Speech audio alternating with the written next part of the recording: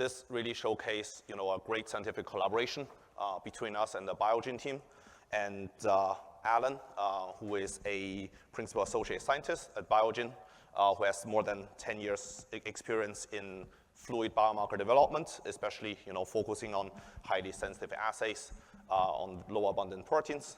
So Alan will start and tell us more about how they develop a hybrid targeted assay for LRRK2 at Biogen, and then will be followed by our senior scientist, Luca, who will talk about how we transfer these assays over the pond to Switzerland. So welcome, Alan.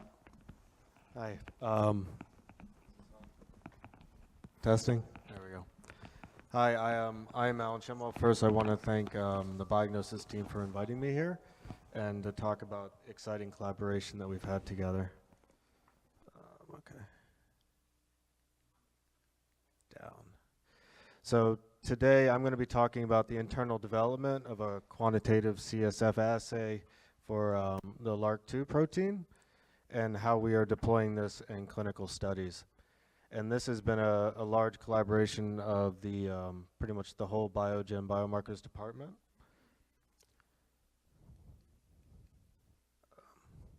So in a high-level overview of LRRK2 and Parkinson's disease, Parkinson's is the second most common neurodegenerative disease with over 1 million affected in the US. It is characterized by dopamine-containing neurons in the midbrain, which become susceptible to degeneration, which leads to motor dysfunction. LRRK2 is a large multi-domain protein with several different activities, including GTPase activity and kinase activity. And it is involved in vesicle trafficking and lysosomal function. And the mutations that are disease affected are actually gain of function and are the largest genetic risk factor for late onset PD, which makes it an attractive therapeutic target, of which there are several programs.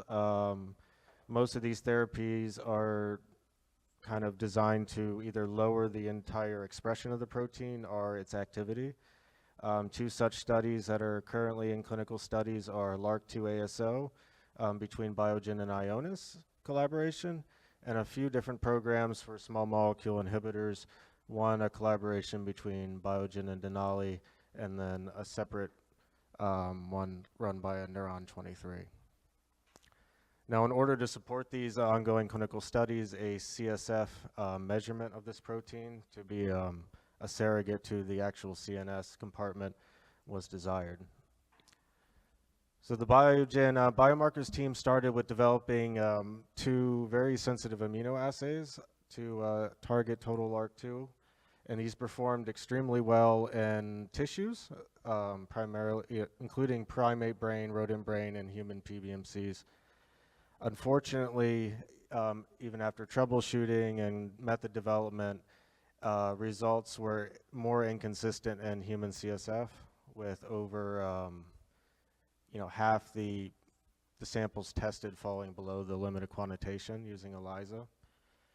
And reasons for this inconsistency have been hypothesized, usually around the capture antibody not being able to reach the epitope for what reasons, possibly truncations, misfolding, heterodimerizations, etc. So in order to fill this gap and make a functional CSF assay, we went with a hybrid LCMS approach. And we have 2 kind of types of hybrid LCMS approaches that we use in our lab. One would be an anti-protein pull down, in which we use an anti-protein antibody to pull down the entire protein out of the sample, do a trypsin digestion, and then spike in a isotopically labeled version of the target peptide we're interested in, and then run it through a targeted LCMS, usually PRM. And we are using, obviously, the peak ratio of the light to heavy to quantitate. And the advantage of doing this is there's usually a large variety of anti-protein antibodies available that we can just buy off the shelf, screen, and get started with method development. But the disadvantages are, we are injecting a trypsin digest, which has some complexity to the sample, which can limit signal to noise. to kind of maximize the sensitivity that we needed for this assay, we went with the cis-GAPA approach, where we digested up front the whole sample with trypsin, spiked in our isotopically labeled peptide, and used a specific anti-peptide antibody to pull down both of these targets. This leads to a very enriched and clean sample, which can maximize the signal to noise. Obviously, the disadvantage of this, which makes it not possible for every assay, is you need a good specific antibody just for that peptide. Fortunately, the Michael J. Fox Foundation had sponsored a LRRK2 epitope mapping project, which we were able to use the results from to pick a couple promising target peptides. The highlighted ones are the two that we chose. The N241 was a clear winner, so that's the one we will be talking about throughout the rest of the talk. One of the first experiments we did to characterize this antibody was to do a data dependence DDA kind of experiment on the trypsin pull down to kind of get an idea, characterize what the antibody is actually pulling down. We expected primarily the fully cleaved peptide, and we saw it, but we also noticed that the single miscleave peptide was giving us about 10-fold more signal. Now, this is an interesting miscleavage peptide. There's a double lysine on the N-terminus, and even though miscleavage peptides, we tend to not go to those first because they can be sensitive to digestion conditions. Literature has kind of shown that in this double lysine scenario, the miscleavage is actually favored kinetically. So we decided to try to use this to get the sensitivity boost that we needed and to further characterize it. After some early method development, we decided to do a correlational study with the current ELISA that we had in-house. And we did this in tissue, cynocortex, that was treated with LRRK2 ASO.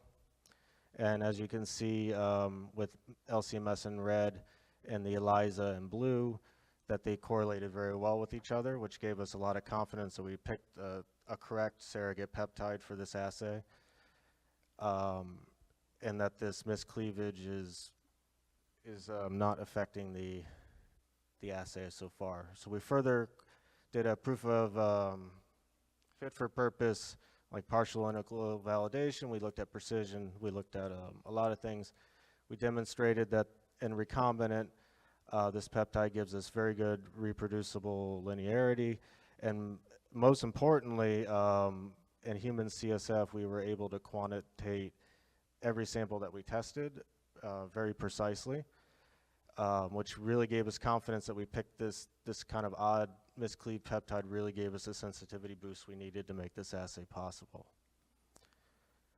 So then we continued to run actual human studies. We decided to run first the LCC sample set from the Michael J. Fox Foundation. We ran 135 samples in a blinded fashion, and this sample set is divided into 4 different groups. One is a kind of control group. Then we have a idiopathic Parkinson's disease group without the LRRK2 mutation, LRRK2 carriers without symptomatic Parkinson's, and verified LRRK2 Parkinson's patients. And we were able to show that using this assay, a separation between both the LRRK2 carriers and non-LRRK2 carriers, and with disease status. And it's always really exciting to see when you, after the long development of an assay, that you actually see a clear biological effect. And this gave us kind of the confidence we needed that this would, we can use this to run clinical samples and inform on the biology. And just as a reminder, the LRRK2 mutations that we are looking at are gain of function, therefore the therapeutics are either lowering the expression or inhibiting the activity. And we're measuring this in cerebral spinal fluid as kind of a close to the actual compartment that the drug is being treated in, and it's also accessible for clinical samples. And we deployed this assay in a phase 1 study for one of the for the kinase inhibitor drug, and using this assay we were able to show a a dose-dependent lowering of total LRRK2, a pharmacodynamic effect, which was also really exciting. And at this point, we started reaching out to external partners to see, number one, to find one that had the technology and the expertise to replicate this, this assay, but also the experience to increase the throughput and the regulatory experience needed to progress to later phase trials. So in conclusion, Biogen had developed several immunoassays that were very sensitive. It worked well in tissues, unfortunately not CSF. We filled this gap by developing a mass spec method, SysCapa method, which was really made possible by the Michael J. Fox Foundation's work. And we used that data to discover a very sensitive, highly charged peptide that really made the CSF detection possible for this assay. And using it, we were able to distinguish between genotype, age, and Parkinson's status using LRRK2 measurements. And this assay is continuing to be deployed for our LRRK2 therapeutic studies. We showed a phase 1 study with the kinase inhibitor showing a pharmacodynamic response with LRRK2 protein. Unfortunately, early versions of this assay were tube-based, very hands-on, high effort, and low throughput. And we really wanted to reach out to start externalizing people with experience to not only transfer this assay, but also with experience scaling up and running in a regulated environment. So I would like to thank Biognosys for the invitation and the whole Biogen biomarker team, including Omar Babruk, which led most of this work, and John And, which led the transfer. And with this, I will pass to Luca to talk about the tech transfer. Thank you.